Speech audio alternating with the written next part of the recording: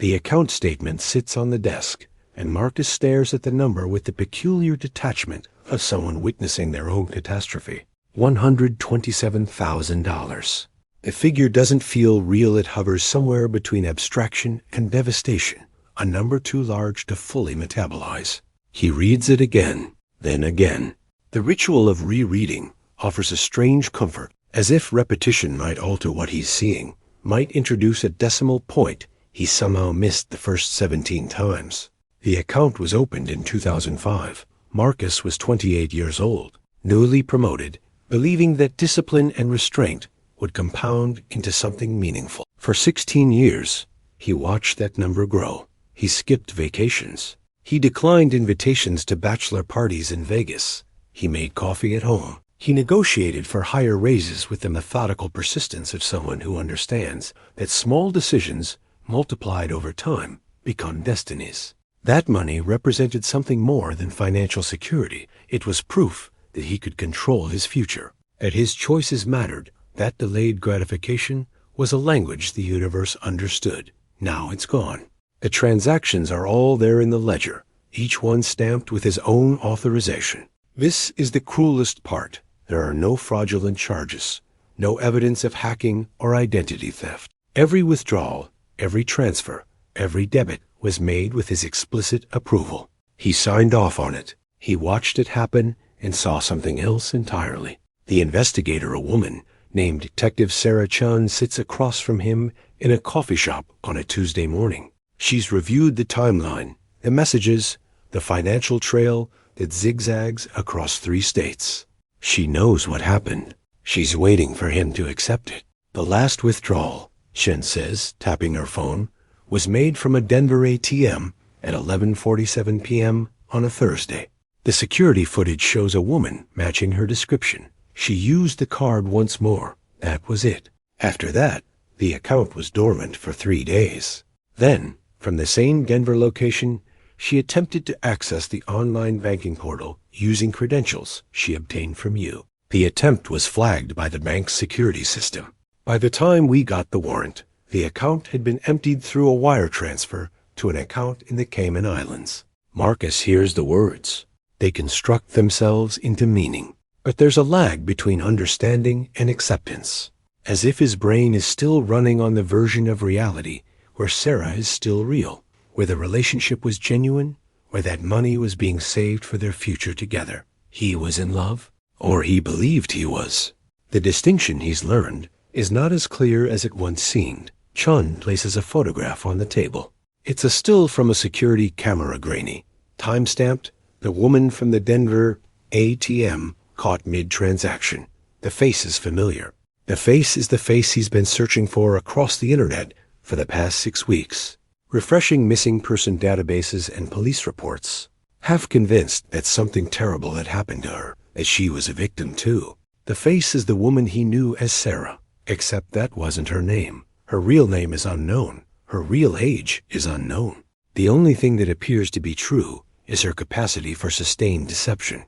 We've identified at least 3 other victims in the past 4 years, Sean continued. Same pattern. Different cities, different names, different backstories. But the same methodology: establish romantic connection, gain access to financial accounts, extract funds over a period of months, disappear. With you, she spent 14 months building that access. With the others, it was faster, sometimes as little as 4 months. She learned. She refined the process. Marcus doesn't ask the question that's forming in his throat because he already knows the answer. But he asks it anyway, because saying it aloud might make it real in a way that avoids the peculiar unreality of this moment. Did she ever actually care about me? Chun doesn't answer immediately. That hesitation contains everything. I don't know, she finally says, and neither does she. People like this. They learn to perform emotions so convincingly that the performance becomes indistinguishable from the thing itself. After a while, I think they don't know the difference. Marcus looks back at the photograph. The woman in it has his PIN code. She has his security questions and their answers. She has his mother's maiden name and the street he grew up on and the name of his first dog, all the passwords to his identity. extracted during nights when he was lying beside her in bed, believing that sharing those details was intimacy. What he's looking at is the moment of theft. What he doesn't see is the moment he should have caught it. That's what keeps him awake now, in the weeks that follow.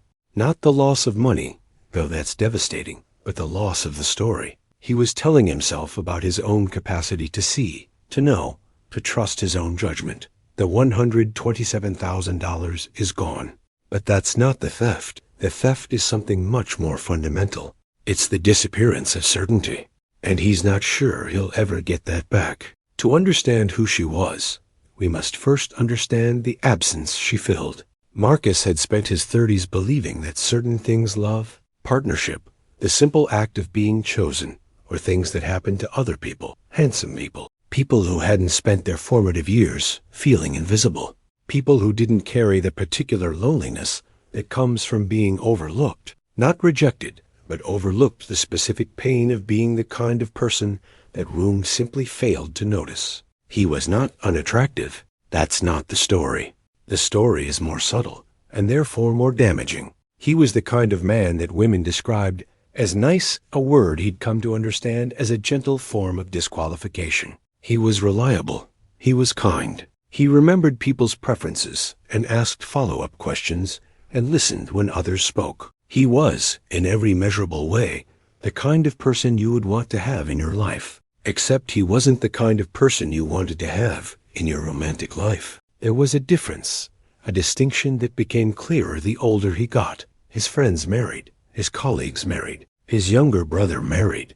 Marcus went to weddings and smiled through speeches about soulmates and the shock of recognition, that moment when you meet someone and simply know. He wondered what that felt like, to be so certain, so immediately chosen.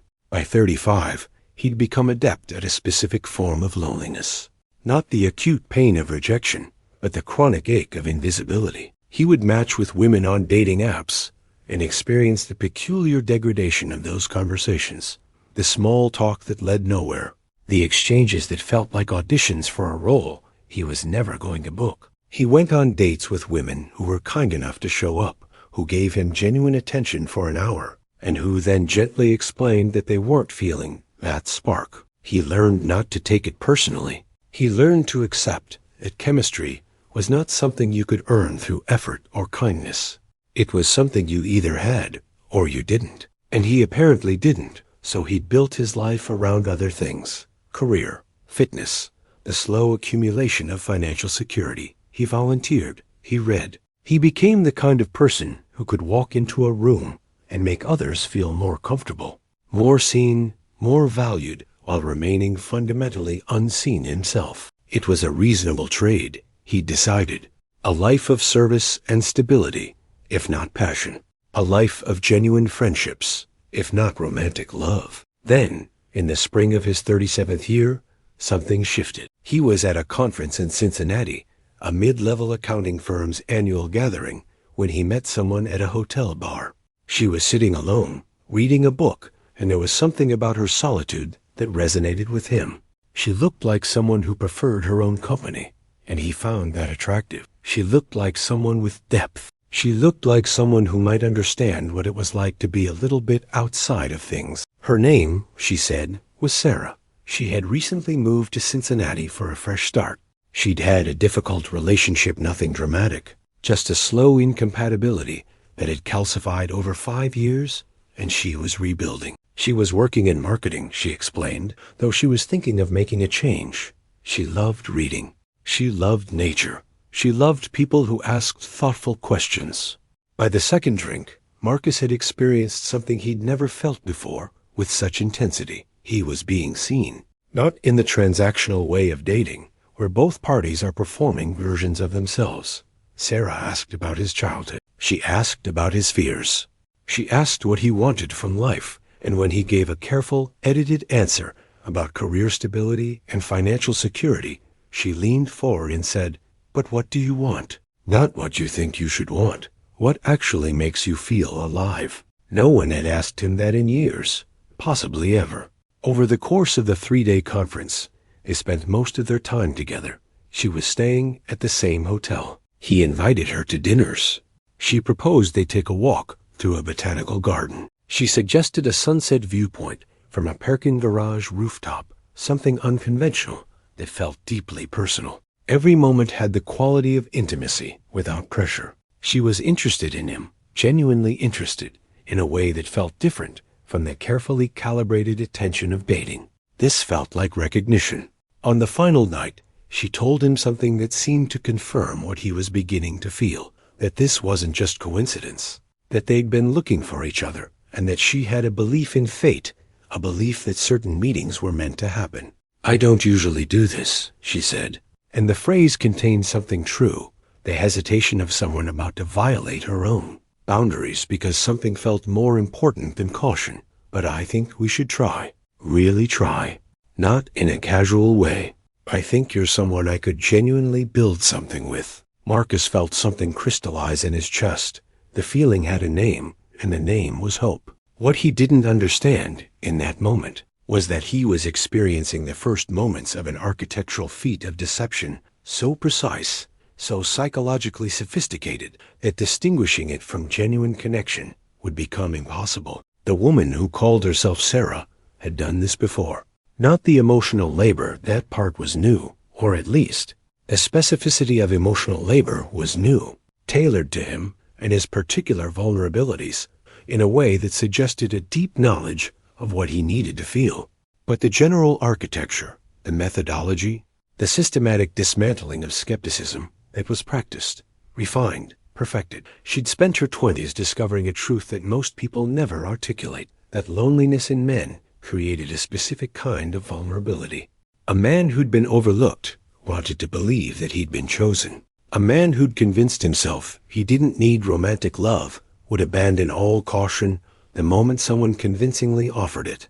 A man who'd built his identity around being reliable and dependable could be systematically manipulated by someone who mirrored that reliability back to him. A man who'd learned to distrust his own judgment could be guided toward any conclusion if it was presented as joint discovery rather than external suggestion. This knowledge of human weakness, of the specific fractures in the male psyche, was something she'd accumulated, and she was about to deploy it with precision. But before the manipulation came the seduction, and the seduction was real, or at least so perfectly performed that realness became a meaningless distinction. She had genuinely enjoyed his company, or she had been genuinely enjoying playing the role of someone who enjoyed his company. After a while, she'd learned there was no difference. She had also, in previous iterations of this scheme, genuinely cared for the men she targeted, or she had believed she cared. She'd felt something resembling affection, but something in her had shifted over time, or perhaps something had never formed correctly to begin with. The ability to care had been overwritten by something stronger, the need to survive, to extract, to move forward. Empathy had become a tool. Emotion had become a technique. Marcus didn't know any of this. He knew only that he'd been chosen. After years of invisibility, someone had looked directly at him and decided he was worth choosing. And he would spend the next 14 months believing that was the most important thing that had ever happened. The relationship began with a long-distance phase that seemed perfectly designed to maximize emotional intensity while minimizing logistical complications. Sarah was in Cincinnati. Marcus was in Columbus, only 2 hours away, but the distance served a purpose. It made each meeting feel significant. They couldn't simply drift into domestic comfort. Each encounter had to be deliberate, intentional, worthy of the drive. For the first month, Marcus drove to her apartment every weekend. The apartment itself had a particular aesthetic carefully curated to suggest someone with depth and taste. Books were stacked intentionally on shelves. Art prints from museums were framed on walls. There was a vintage record player with a small but specific collection of vinyl. Everything suggested a person with an interior life, with interests that went beyond the surface. Later, Marcus would discover that this apartment was rented under a false name, that many of the books had never been opened, that the carefully curated aesthetic was less a reflection of personality and more a stage set designed to communicate interesting woman in a language that resonated with educated men who valued intelligence and taste. But during those early weekends, none of that was relevant. What was relevant was the feeling of being in a space that had been created with intention. What was relevant was the sense that Sarah, by inviting him into this space, was inviting him into her interior world. She asked about his childhood. Specifically, she asked about the moments when he'd felt unseen. She created space for him to articulate the loneliness he'd carried, and she did this in a way that didn't make him feel pathologized or pitied. Instead, she normalized it. She shared her own stories of invisibility, of feeling like an outsider, of building a life around competence because warmth felt too risky. The parallel between their experiences became a foundation for intimacy. This was the insight that made the deception possible. Marcus didn't need to be romantically interested in Sarah first. He needed to first experience being understood. The romantic attraction would follow naturally once the foundation of recognition was established. And Sarah understood this. She had learned, through previous iterations, that the sequence mattered. By the second month, she had introduced the question that would become central to his rationalization of the relationship's acceleration. What if we're supposed to meet right now? What if this is the timing? The implication was that uncertainty about the relationship was not a sign of incompatibility, but a sign of fear, and that overcoming that fear was the price of access to something genuine. In week 7, she suggested that Marcus move closer. Not immediately. The suggestion was framed as a long-term vision, something they could plan toward. But the conversation introduced a narrative, a future where they lived in the same city, where the relationship could deepen beyond the constraints of driving back and forth. It was ostensibly about logistical convenience, but it was actually about commitment. It was about demonstrating that Marcus was willing to restructure his life around this person who had made him feel seen. Marcus began to imagine this future. He thought about transferring his job. He thought about what neighborhood they might live in. He thought about what their shared life might feel, waking up next to someone who understood him, coming home to someone who cared about his day, building something that would last. What he didn't recognize was that Sarah was simultaneously building something else, a map of his vulnerabilities. She was learning what he feared, what he wanted, what he would rationalize, what he would dismiss as overthinking. She was learning the language in which to communicate desire so that it sounded like shared vision. She was learning how to make her needs sound like his needs. In week 12, she introduced the first financial conversation. It came during a dinner she'd prepared, a carefully executed performance of domestic intimacy. She mentioned, almost casually, that she was thinking of quitting her marketing job. It was unfulfilling. She wanted to do something more meaningful. She was thinking of going back to school, maybe getting a degree in counseling. But the financial burden was significant, and she was hesitant to saddle herself with debt. Marcus, in that moment, experienced a familiar cascade of emotions: the desire to help, the opportunity to be needed, the chance to be the person who stood beside her during transitions. He offered to help with her tuition. She demurred, then accepted, then felt guilty, then accepted his guilt as evidence of his genuine care. What Marcus understood as generosity, as partnership, as evidence of his commitment to their shared future, Sarah understood as the first transfer of capital. Not the largest transfer, that would come later, when he had begun to fully internalize the idea of our resources rather than mine and yours. But the first transfer, the one that established the precedent. During this same period, Sarah began to populate the relationship with small acts of consideration that had the effect of making Marcus feel deeply attuned to her emotional state. She would mention, in passing, that she was anxious about a work project. Marcus would then reach out to check on it, and her expression of gratitude would be disproportionate to the gesture, as if he'd given her something invaluable. She established a pattern where her emotional needs were significant, and meeting those needs became central to how Marcus experienced himself within the relationship. This was crucial because it established a dynamic. Sarah was emotionally vulnerable and fragile. Marcus was strong and capable. She needed him. And being needed, after years of invisibility, was intoxicating. What Marcus didn't see was the calculation beneath the performance. What he didn't recognize was that vulnerability, deployed strategically, is one of the most powerful tools of manipulation. A person who presents themselves as strong and self-sufficient is easier to doubt. But a person who needs you, who relies on you, who trusts you with their fragility, that person is very difficult to abandon. That person has activated the parts of you that are most committed to protecting others. That person has made doubt feel like betrayal. By the 4th month, Marcus had begun the process of relocating. He'd been offered a job transfer to a firm in Cincinnati. Sarah had written him a letter, a handwritten letter, which felt significant in an era of texts and emails, describing what it meant to her that he was willing to rebuild his life for this relationship. The letter was specific about his qualities, about what she saw in him, about why she believed they were meant to be together. He'd read it dozens of times. He still had it, even after everything, even after he understood what it was. The letter was a masterpiece of emotional manipulation, but it was also, in a strange way, true. She had seen something in him. She had recognized his capacity for depth. She had understood his particular loneliness.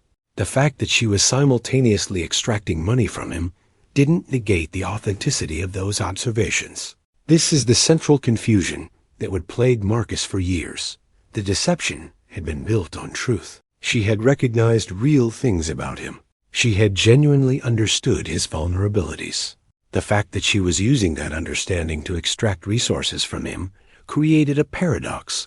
The deception and the authenticity were inseparable. The lie was told in a language of truth. By the time Marcus moved to Cincinnati and found an apartment 15 minutes from hers, he had become something different from the person he'd been 6 months earlier. He had become someone who saw the world through the lens of this relationship. He had become someone whose future was inextricably linked to another person's needs. He had become someone who would rationalize nearly anything as long as it preserved the narrative of partnership he'd been offered. What he was experiencing felt like love, and in many ways, it was a version of love, version where care and manipulation were not opposites, but two expressions of the same essential dynamic. What does it mean to love someone who is actively deceiving you? What does it mean to be so deeply needed by someone that maintaining the relationship becomes more important than understanding its nature? Marcus was about to spend the next 10 months finding out.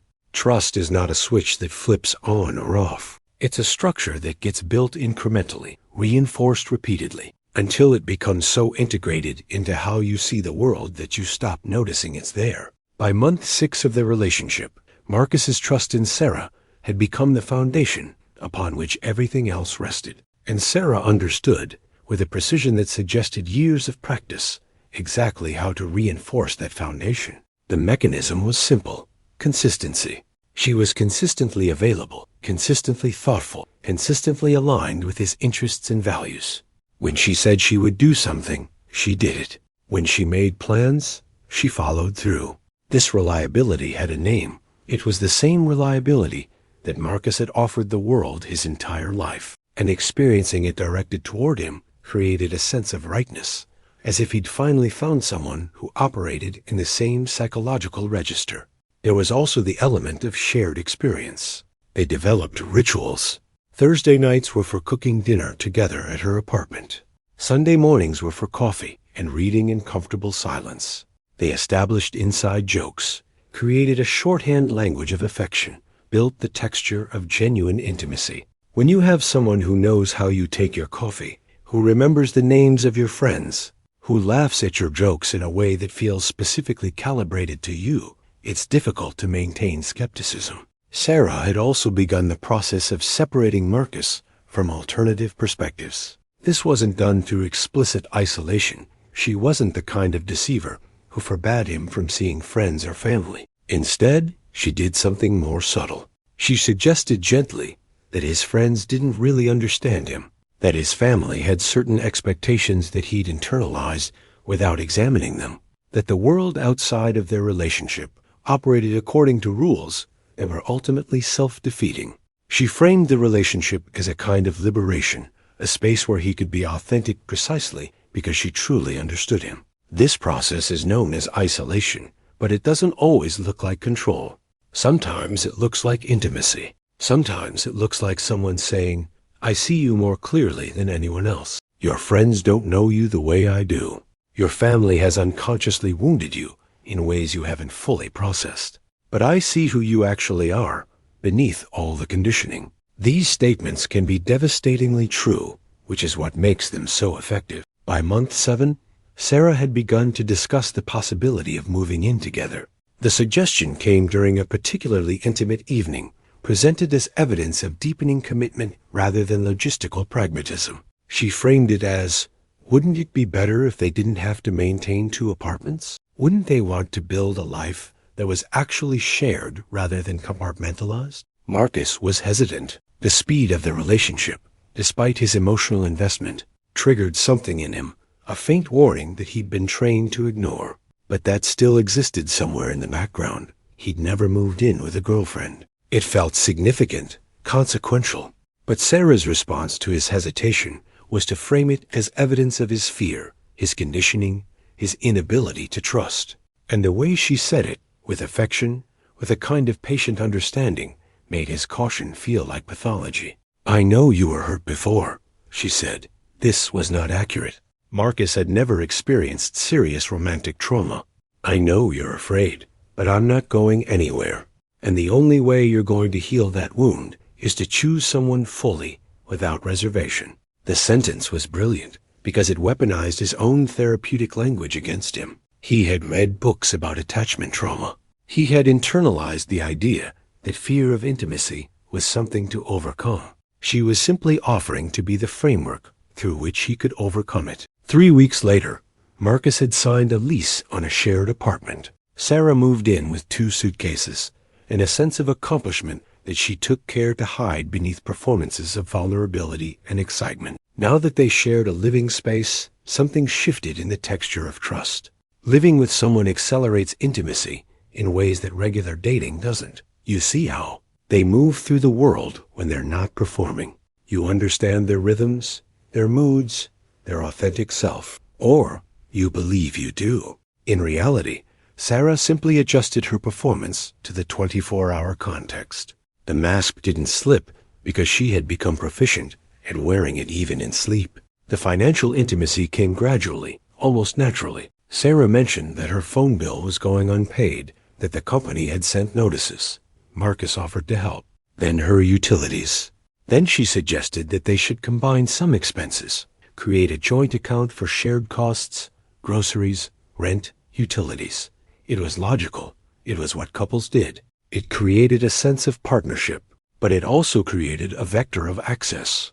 Once Sarah had visibility into Marcus's financial accounts, once she understood his income and spending patterns, once she began initiating transfers and managing the joint account, a certain kind of power shifted. She could see where his money came from. She could see what he spent it on. She could understand, with precision, how much he could afford to lose.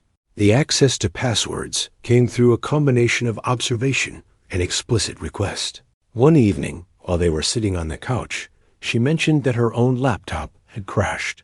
She asked if she could occasionally use his for banking, since she was beginning to pay bills online. He gave her the password without hesitation. Why wouldn't he? They were building a shared life. Sharing financial access felt like an extension of that sharing. She used the password once or twice for the ostensible reason logging into her own accounts, and then never again. But she had it.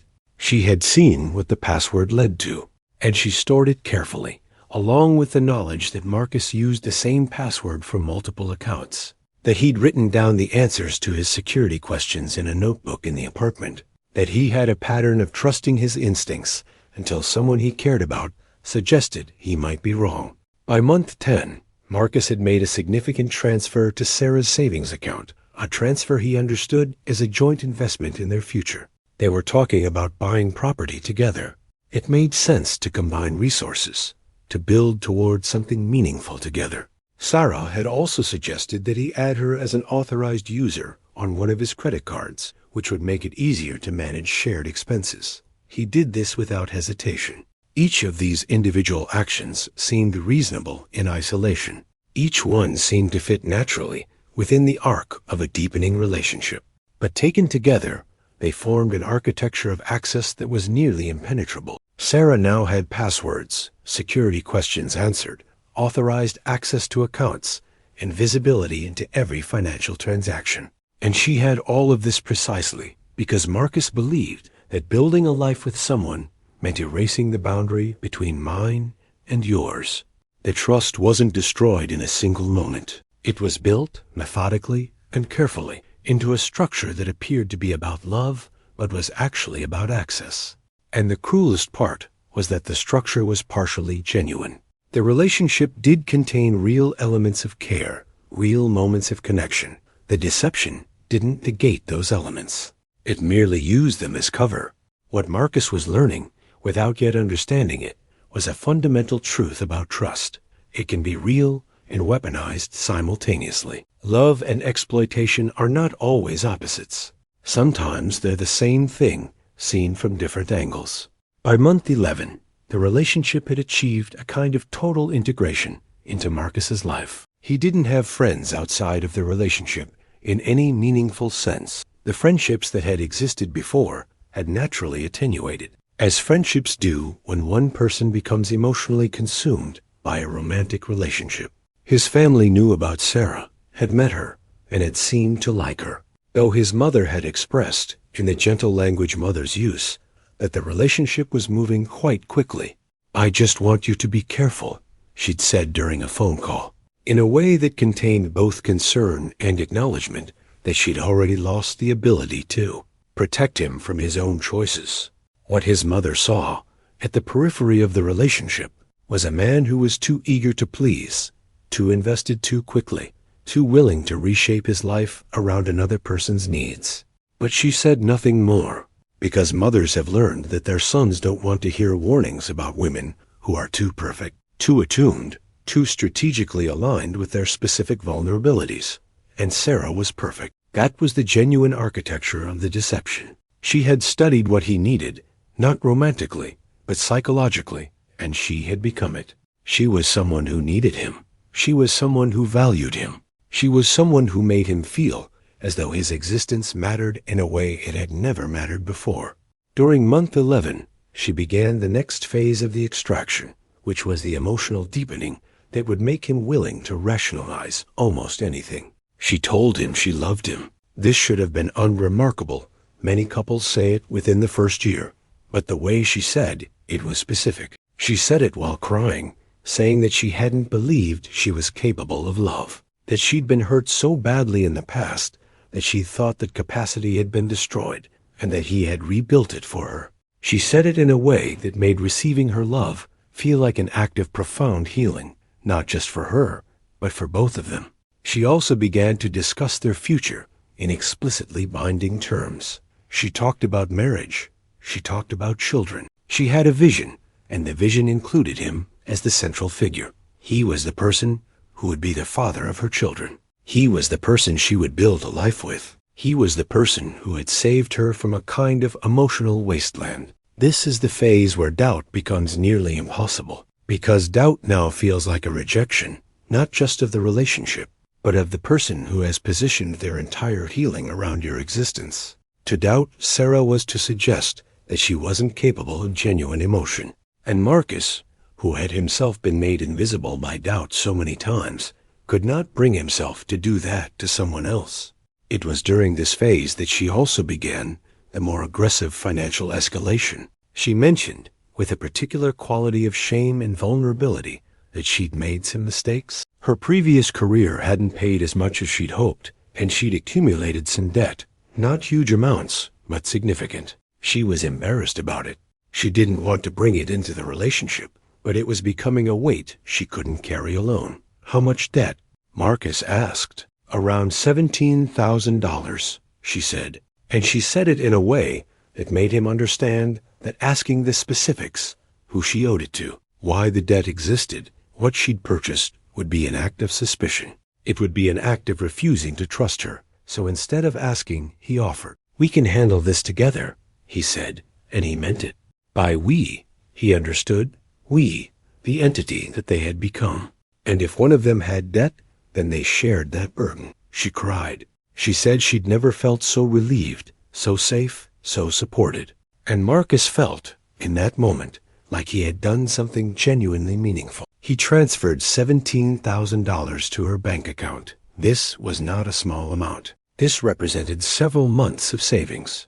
But it also represented something more important. It represented the decision to see their finances as fundamentally shared, to see his resources as extensions of her well-being. It was a decision that would haunt him, not for the money itself, but for what it revealed about his decision-making process. He had made a significant financial commitment based on nothing but her assertion that the debt existed and the feeling that questioning her would constitute a betrayal. In the aftermath of this transfer, Sarah became even more emotionally intimate. She suggested that they should get a couples therapist. This seemed, to Marcus, like a sign of her genuine commitment. She wanted to work through their issues with professional support. What it actually was strategic. In therapy, Sarah could present herself as the more emotionally self-aware partner, could position Marcus's hesitation as pathology, could further cement the narrative that his inability to fully trust her was something he needed to overcome. The therapist, a woman named Dr. Patricia Okonkwo, noticed some things about the dynamic, though Marcus didn't recognize it at the time. She noticed that Sarah answered questions that were directed at Marcus. She noticed that Sarah positioned herself as the more emotionally evolved partner.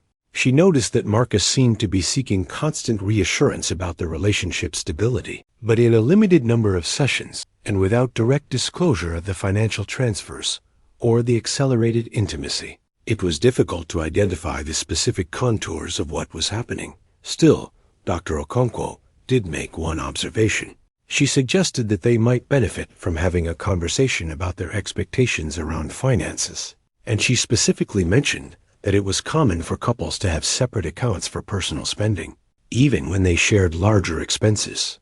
Sarah responded with a particular quality of sadness. She said that the suggestion made her feel like Marcus didn't fully trust her, that the idea of his money and her money implied an unwillingness to truly merge their lives.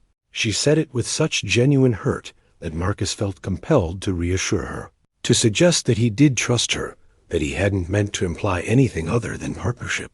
After that session, they didn't return to therapy. Sarah said it didn't feel like a good fit, that the therapist seemed to have certain biases about how relationships should be structured, and that she didn't want to spend time in a space that questioned their unique bond. Marcus agreed. What he was experiencing in that moment was the architecture of isolation completing itself. He now had no meaningful friendships outside the relationship, minimal contact with family beyond updates, a therapist who had been dismissed, significant financial entanglement with someone whose identity was opaque, a narrative about the relationship that made questioning it feel like betrayal. All of these elements existed because they seemed to emerge naturally from genuine intimacy. There was no moment where he could point and say, "Here is where the manipulation became explicit."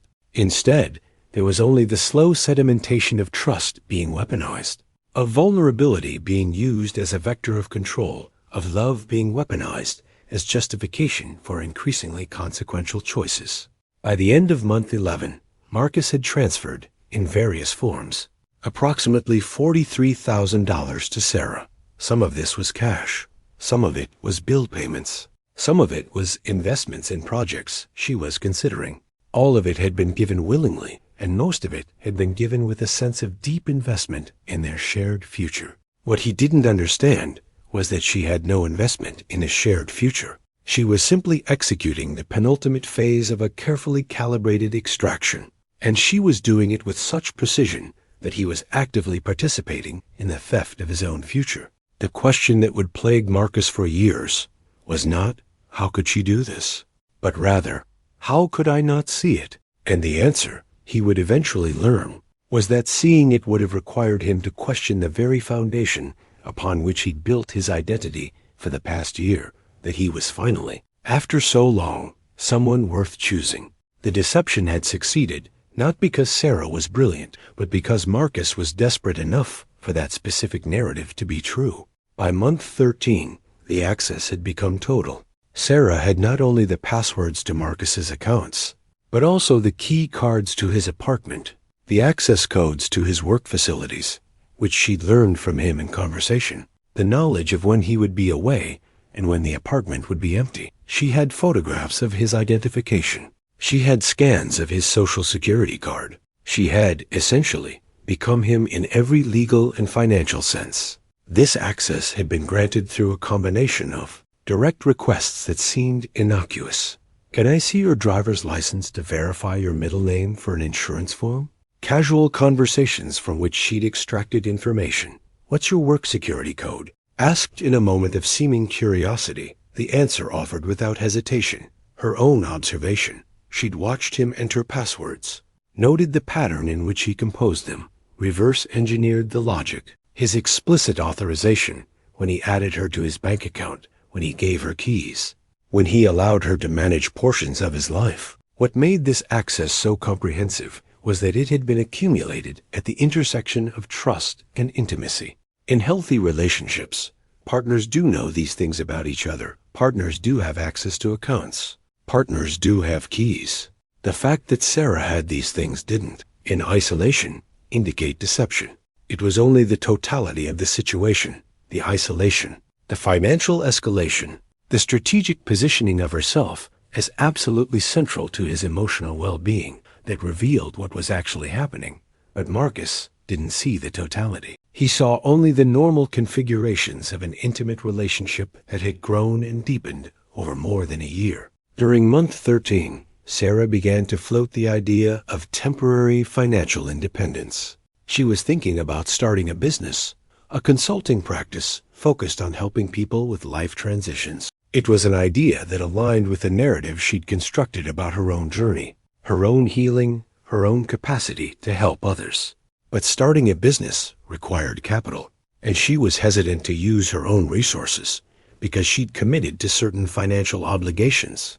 What she was actually saying was, I need more money, and I'm constructing a narrative that makes you want to give it to me. Marcus had, at this point, become deeply practiced in the interpretation of Sarah's financial requests as shared investment. He had internalized the language of partnership so completely that his own economic self-preservation had become difficult to access.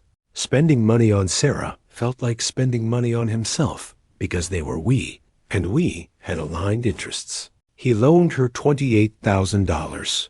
This was money from his savings money that was meant to be untouchable, part of the safety net that had taken him 15 years to accumulate. But he loaned it without a promissory note, without an interest rate, without an explicit repayment schedule. He loaned it with the understanding that they were building something together, and that asking for formal terms would be an insult to the authenticity of their partnership. Sarah wept with gratitude. She talked about how his faith in her had given her the strength to believe in herself. She created a business plan, which was fictional, and showed it to him. She discussed startup timelines, which were false, and growth projections, which existed only in the document. She made it very clear that this business was going to change their lives, that in 2 years they'd be financially secure in a completely different way, that the risk he was taking now would pay dividends. None of it was true, but it was true in the specific way that narratives constructed by people with access to your emotional vulnerabilities can be true in the sense that they activated real needs, real desires, real parts of you that were willing to imagine a future where all of this made sense. It was also during this month that Sarah began to discuss the possibility that Marcus should liquidate certain assets. He had some stocks from a 401k he'd contributed to years before. It wasn't a huge amount, but it was stable. She suggested that given their shared vision, their joint business plans, their unified financial future, it might make sense to access that money now rather than keeping it locked in retirement accounts. She didn't frame it as a request. She framed it as a question, a genuine query about whether he'd considered the opportunity cost of keeping money in an account he wouldn't access for decades. She framed it as a conversation between partners about resource allocation. Marcus, at this point in the relationship, was experiencing a particular kind of cognitive dissonance that he couldn't fully articulate. Some part of him was sending warnings. Some part of him recognized that he'd transferred nearly $75,000 to Sarah in the course of 13 months, and that despite her repeated assurances about business development and future shared returns. He'd seen no evidence that any of these investments were generating the promised results. But the part of him that was sending warnings was the same part that had been trained throughout his life not to trust his own instincts about women, the part that believed that skepticism was a form of psychological damage, the part that had been told consistently that the right response to doubt in a relationship was to overcome it, not to investigate it. So instead of asking direct questions, instead of requesting documentation, instead of examining the actual mechanics of what was happening, he liquidated the stocks. He took the approximately $18,000 and transferred it to Sarah. He did this because she was crying, because she was explaining how much this meant to her, because she was positioning herself as someone whose dream required his faith, and because he had become someone for whom providing that faith had become central to his identity. In the final month of the relationship, Marcus noticed that Sarah seemed different. She was less present. She was having longer phone conversations in rooms he wasn't allowed to enter. She was staying out later, coming home later, her explanations becoming vaguer. Her emotional attentiveness, which had been his constant source of validation, seemed to be diminishing. What was actually happening was that Sarah was preparing to leave. She had extracted approximately $115,000 from Marcus over the course of 13 months. She had drained the joint account. She had made a final transfer to an offshore account. She had begun the logistics of disappearance, and she was distancing herself emotionally in preparation for her departure, because maintaining the performance of intimacy in the final weeks would have been emotionally exhausting and psychologically unnecessary. Marcus, sensing this distance, began to act in ways that would later seem pathetic to him. He became more attentive. He offered more emotional labor. He tried harder to recapture the quality of connection they'd had in the early months. He increased his efforts to be precisely the person she needed him to be, not recognizing that he was performing these emotional gestures for someone who was already gone, who was already imagining her life in a different city, with a different name, with a different vulnerable man who would be equally susceptible to the same carefully calibrated performance of recognition. The final night, he would learn later, was the night when she accessed his banking app using his credentials and initiated the final wire transfer. She waited until he was asleep.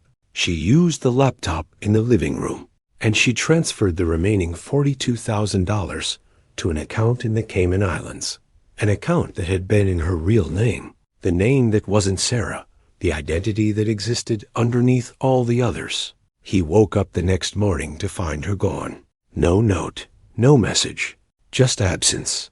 And within hours, when he checked his banking app out of casual concern, the discovery that would remake his understanding of everything. The money was gone, all of it. Every transfer he'd authorized, every investment he'd made, every expression of faith he'd demonstrated, it had all culminated in this moment of total extraction. What does it mean to realize that your greatest act of vulnerability has been your greatest act of self-destruction? What does it mean to understand that the person who made you feel seen had been looking at you with the precise vision of someone calculating your asset value? Marcus would spend the next weeks trying to answer these questions, and in the trying, he would discover something about himself that was perhaps more painful than the loss of the money, that he had been not the victim of someone else's deception, but a willing participant in his own.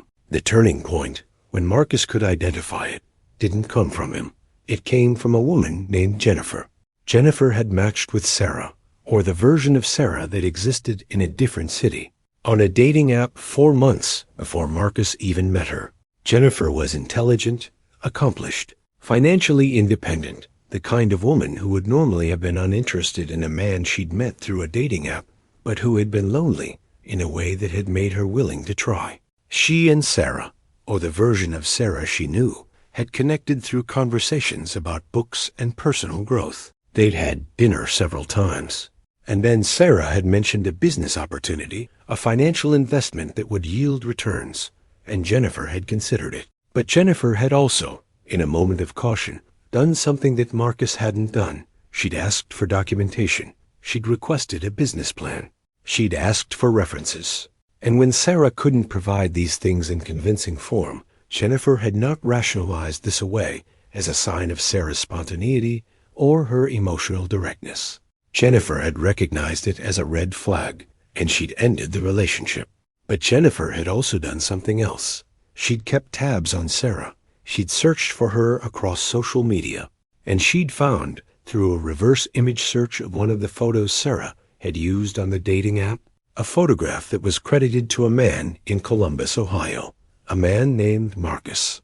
Jennifer had reached out to Marcus through social media. She'd explained, carefully, that she'd been involved with someone matching Sarah's description in a different city, and that she'd discovered inconsistencies in her story. She'd shared screenshots of conversations. She'd provided dates and details. Marcus's first response was defensive. He explained that Sarah lived in Cincinnati, not the other city Jennifer mentioned. He explained that Sarah had a legitimate business she was developing. He explained, essentially, all the rationalizations he'd constructed to account for inconsistencies he'd been aware of, but had trained himself not to fully process. But Jennifer persisted. She sent him links to public records databases. She provided screenshots of financial transactions from her own experience. She gave him the names of 2 other men who reported similar experiences with women matching Sarah's description. And she did this not in a vindictive way, but in the way that someone who has recognized a pattern offers a warning to another person in that pattern. The moment of recognition didn't come like a sudden epiphany. It came in layers. First, there was the layer of denial. The women Jennifer had identified couldn't be the same person. Sarah had a legitimate presence in Cincinnati. She had friends. She had an apartment. She had a job history. Marcus contacted these people, or rather, he attempted to, and found that most of them couldn't actually be reached. The friends disappeared when he tried to call. The job references came back inconclusive. The apartment had been rented under a false name. Then there was the layer of rationalization. Even if some of what Jennifer was saying was true, it didn't change the fundamental nature of their relationship. It didn't negate the real connection they'd had. It didn't mean that Sarah hadn't genuinely cared about him. But then Detective Sarah Chun had arrived with warrants and timelines and security footage, and the rationalization had become impossible to maintain. The moment of full recognition came not when he understood that he'd been deceived, but when he understood the architecture of the deception. He hadn't been deceived by a single lie or a single moment of revelation. He'd been deceived by a sustained performance that had been so carefully calibrated to his specific emotional needs that distinguishing it from authentic care had become a cognitive impossibility. The deception had worked not because Sarah was an exceptional liar, but because Marcus had been an exceptional believer, because his need to be seen had outweighed his need to be safe. What haunted him most was the recognition of his own complicity. Sarah hadn't forced him to give her money. She hadn't coerced him into transferring access to his accounts. Every single decision had been his. Every transfer had been authorized. Every password had been willingly shared. He had, essentially, participated in the theft of his own future with a kind of enthusiasm that suggested he was doing it willingly. This realization created a particular kind of psychological wound because it eliminated the category of victim. He had been victimized, certainly, but he had also been a willing participant. He had been manipulated, but he had also been willing to be manipulated. He had been deceived, but he had been willing to participate in his own deception. The question that crystallized in the weeks after the discovery was not, what did she do to me? But rather, what did I do to myself, and how will I ever trust my own judgment again? In the investigation that followed, Detective Chun had identified Sarah as a serial operator, someone who had executed this same scheme at least 4 times in the previous 5 years. Different cities, different names, different versions of the same essential story. The methods had been refined each time. The timeline had been accelerated. She had learned, through each iteration, what worked and what didn't, which men were susceptible and which ones weren't. What the investigation also revealed was that Sarah herself was a person operating out of need, a need to survive, to move, to extract resources from people who had access to them. Whether her cruelty came from genuine absence of empathy or from a dissociative compartmentalization that allowed her to convince herself that her targets were responsible for their own victimization remained unclear. But the pattern was undeniable. She was a predator, and she had chosen Marcus because his particular vulnerabilities aligned perfectly with her particular methods. The final piece of recognition came when Marcus had to accept something that felt impossible, that genuine elements of their relationship had coexisted with the fraud. She had genuinely seemed to enjoy his company, or she had genuinely seemed to enjoy his company. The distinction had become meaningless. She had asked questions about his childhood and listened to his answers.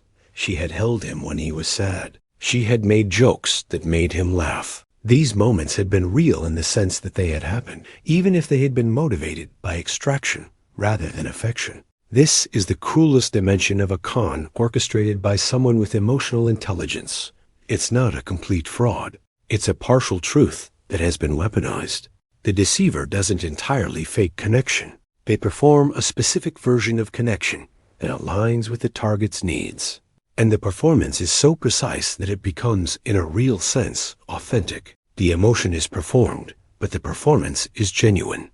Marcus, in the weeks following the recognition, oscillated between two positions. He had been completely deceived, and therefore he was a victim. And he had been partially complicit, and therefore he bore some responsibility for his own exploitation. Both positions contained truth. Both positions created suffering. And the suffering came not from the money, though the financial loss was devastating, but from the loss of the narrative that he'd been building. He had believed for 13 months that he was finally someone worth choosing. And the recognition that this belief had been weaponized against him, that his deepest vulnerability had been calculated, that the very things about him that had felt most essential to his selfhood had been used to extract his resources. This realization unmade him in ways that recovery would take years to address. The immediate aftermath of the discovery was characterized by a specific kind of disorientation that Marcus had never experienced before. He knew, intellectually, what had happened. He had been systematically deceived and defrauded of approximately $127,000 by a woman whose real identity remained unknown, whose real motivations were murky, whose real existence had been almost entirely constructed for the purpose of extracting resources from men like him. But knowing something intellectually and being able to integrate it into your understanding of reality are different things. For weeks, Marcus existed in a state of profound disconnection from the world around him. He would wake up, and for approximately 30 seconds, his mind would be blank. Then the memory of the theft would return, and with it, a sensation of falling that didn't stop. He took time off from work. His boss was kind, but clearly uncomfortable with the situation he'd had to explain. In broad terms, that he'd been experiencing a personal crisis. He'd tried to maintain the fiction that he would be back within a couple of weeks. But the weeks accumulated, and it became clear that his departure from the workplace might be more extended. His mother came to the apartment and found him in a state of systematic self-neglect. He hadn't showered in several days. The apartment was in disorder.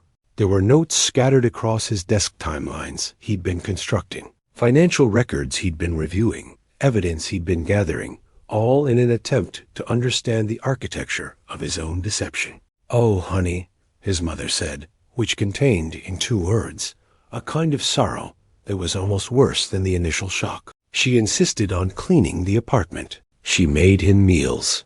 She sat with him in the evenings and didn't push him to talk, but created space for talking if he wanted to. What she was trying to do, without explicitly stating it, was to remind him that there was a world that continued to exist outside of the specific devastation of this betrayal. And this reminder was both helpful and deeply unwelcome. "I don't understand how I could be so stupid," he said to her one evening. "You weren't stupid," she replied, "in the way that mothers do. You were lonely. There's a difference." But the difference, to Marcus, was irrelevant. Loneliness might have made him vulnerable, but vulnerability could have been overcome with caution. Vulnerability could have been managed with reasonable skepticism. That he hadn't managed it, that he had actively participated in the destruction of his own financial security, felt to him like a fundamental failure of judgment that would disqualify him from trusting himself ever again. The investigation proceeded in the background, a process that required him to relive the entire relationship in conversation with Detective Chun. He had to go through, event by event, moment by moment, and identify the point at which each transfer had occurred. What justification had been offered, what emotional state he'd been in when he'd made the decision. Some of the transfers seemed, in retrospect, obviously exploitative. The $28,000 for debt that existed only in his imagination. The $18,000 from the liquidated stocks. These were extracted through a process that, when he laid it out for Detective Chun, seemed almost cartoonishly villainous. But others were more complicated. The $7,000 he'd contributed to shared expenses. In the first months of living together, this could have been legitimate joint expenses. The $12,000 for her business startup, this could have been a genuine investment in their shared future. The thousands in smaller transfers for groceries, rent, utilities, these looked on paper like the normal financial negotiations of any couple living together. What made them exploitative in retrospect was the context. They had been part of a larger system designed to extract money while maintaining the illusion of partnership. Each individual transaction might have been defensible. The totality of them revealed the architecture of a sophisticated con. A police investigation eventually identified Sarah through databases of fraudulent identities. Her real name was Rebecca Walsh. She had a history of small-time fraud in her 20s, then disappeared from law enforcement databases for several years, and then reappeared with the more sophisticated methodology that Marcus and the other victims had experienced. She had prior arrests for forgery and theft, but nothing that had resulted in substantial incarceration. She had a pattern of moving between cities, changing identities, and targeting men with specific psychological profiles. Educated, financially stable, emotionally vulnerable, isolated from strong social networks. The police issued warrants. They traced her movements across 3 states. But by the time they were building the case, Sarah or Rebecca, or whatever her name actually was, had disappeared entirely. The Cayman Islands account had been emptied, and the funds had been moved again. The digital trail went cold. The law enforcement investigation continued, but with a kind of understanding that recovery was unlikely. By the time they had sufficient evidence to issue charges, the subject of those charges had already disappeared into the infrastructure of interstate fraud that she had been part of for years. In the months that followed, Marcus learned that Rebecca had targeted at least 5 other men in the time period he'd been in a relationship with her. Some of these men had given her money. Others had been caught before significant extraction. One of them, a man in his 50s from Denver, had become suicidal after the discovery and had required psychiatric intervention. What emerged was a portrait not of a single villain, but of a woman operating within a network of other women, or at least, that's what the detective suspected. The methodology was too refined, too aware of current psychological research, too precisely calibrated. It suggested training. It suggested that Rebecca wasn't acting alone, that there was likely someone coaching her, providing feedback, helping her refine the technique. But this too remained theoretical. The only confirmed victims were the men, and their pain, while significant, didn't generate the kind of institutional urgency that would mount a larger investigation into a potential fraud ring. For Marcus, the unraveling came in specific moments. There was the moment when he had to tell his family the full extent of what had happened, a conversation with his father that involved the kind of masculine disappointment that is harder to bear than anger. There was the moment when he returned to work and had to explain to his colleagues that he'd experienced a personal situation while knowing that at least one of them had Googled him during his absence and had read the local news story about the fraud. There was the moment when he tried to have a romantic conversation with someone he'd met and realized that he could no longer access the capacity for vulnerability that romantic connection requires.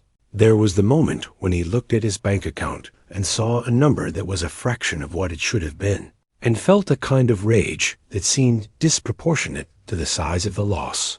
And there was, perhaps most significantly, the moment when he realized that he had internalized blame for his own victimization. He had become a person who, in the aftermath of betrayal, was fundamentally skeptical of his own judgment. He had become a person who couldn't accept kindness without suspecting motive. He had become a person who measured the value of others against their instrumental utility to him. This was the deepest unraveling, not the financial loss, but the loss of the person he had been before the deception.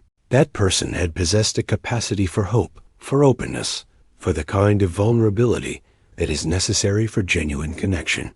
The man who emerged from the deception was more cautious, more defended, less capable of the spontaneous trust that characterizes authentic relationships. The question that plagued him was whether this transformation was necessary, whether the price of not being deceived again was the price of emotional authenticity, or whether it was a choice he was making, a way of protecting himself that was ultimately self-protective in the way that all defense mechanisms are, effective in the moment, but ultimately limiting.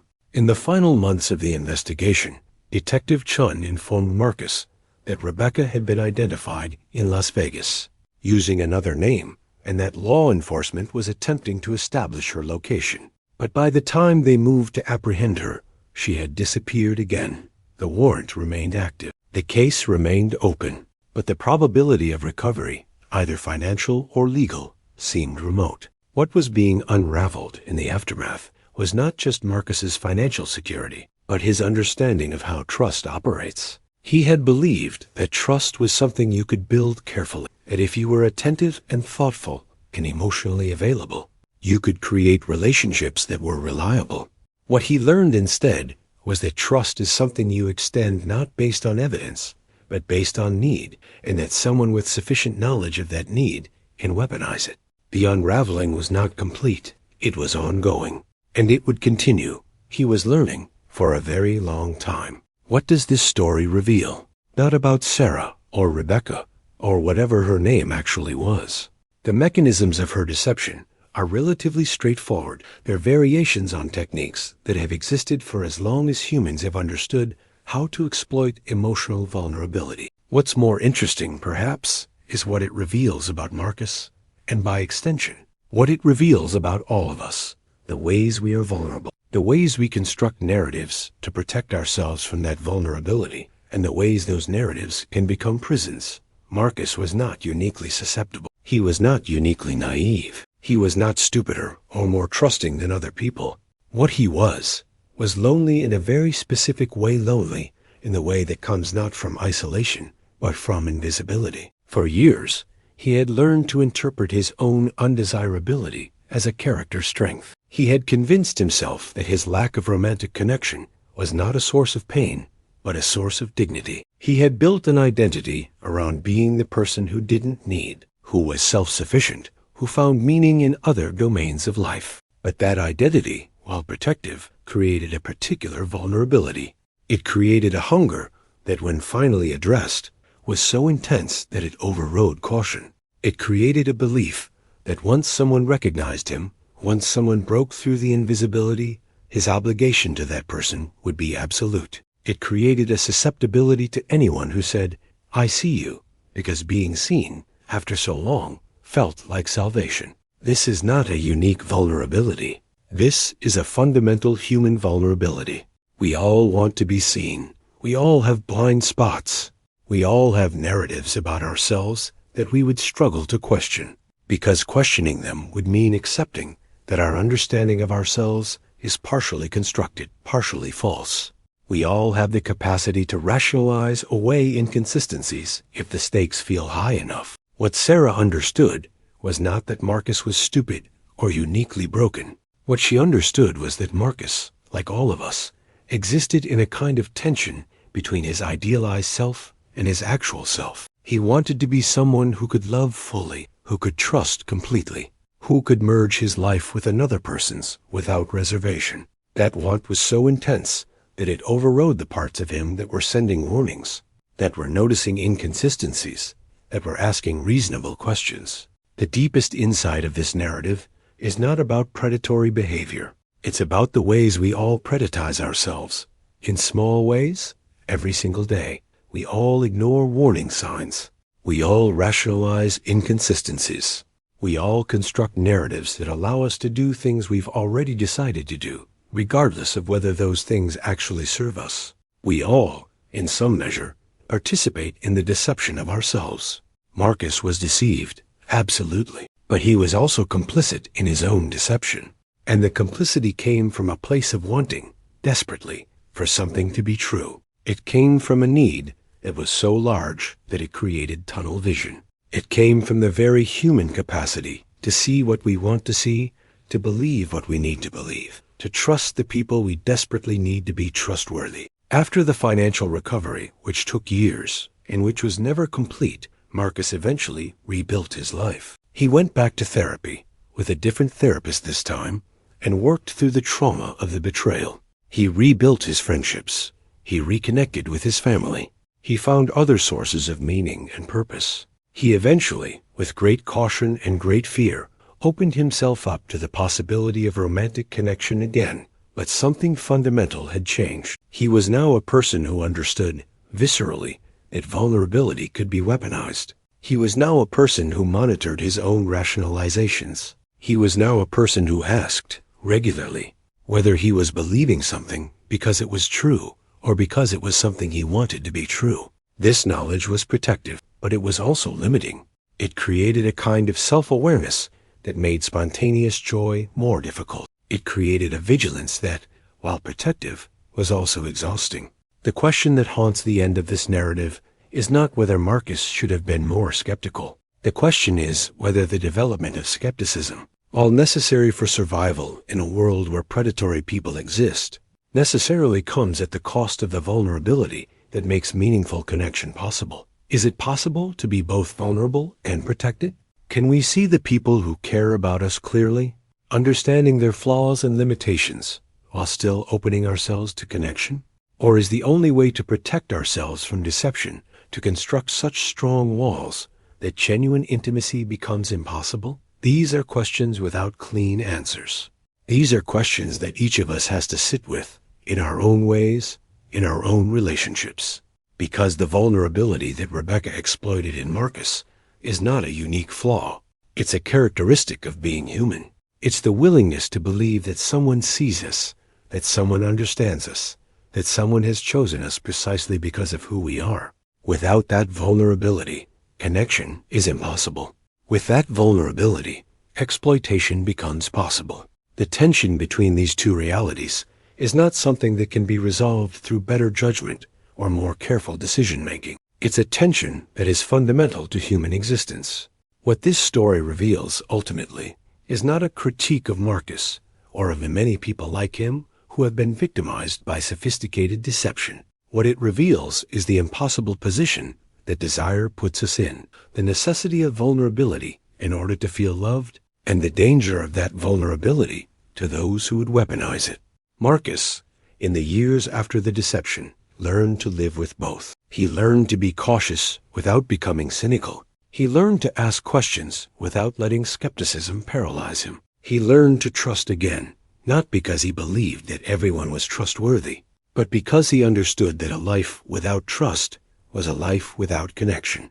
And in that learning, he became something that Sarah, or Rebecca, had not anticipated, a person who had been broken by deception and who had reconstructed himself not as someone harder, but as someone more aware of the tension between vulnerability and protection, and more willing to live in that tension consciously rather than unconsciously. The final question, the one that this narrative leaves hanging, is about complicity and responsibility. Rebecca made specific choices to deceive, to extract, to disappear.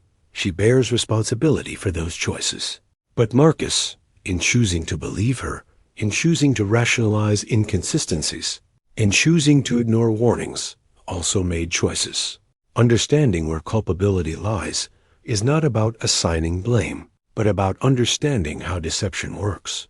It requires both a predator and a willing, if unconscious, participant. This is not to say that Marcus is responsible for his own deception. It is to say that understanding how he participated in it, not because he was stupid, but because he was human, because he wanted to be loved, because he needed to believe that he had finally found someone who saw him, is central to understanding what deception actually is. Deception is not the opposite of truth. Deception is a performance of truth that is so precise, so carefully calibrated to what the target needs to believe, that distinguishing it from genuine truth becomes impossible. And the reason it becomes impossible is not because the target is broken. It's because the target, like all of us, contains within themselves the seeds of exactly the kind of vulnerability that deception exploits. In the end, what we learn from Marcus's story is not how to avoid deception. We cannot avoid it entirely. What we learn is how to live with the knowledge of our own vulnerability, how to trust while also maintaining awareness, how to be open to connection while also being conscious of the stories we tell ourselves about the people we love. This is the real work of understanding deception, not the external mechanisms, but the internal vulnerabilities that make us susceptible to it. And in that work, we do not become harder or more protected. We become more conscious of the choices we make to believe and more responsible for those choices, even when they lead us astray.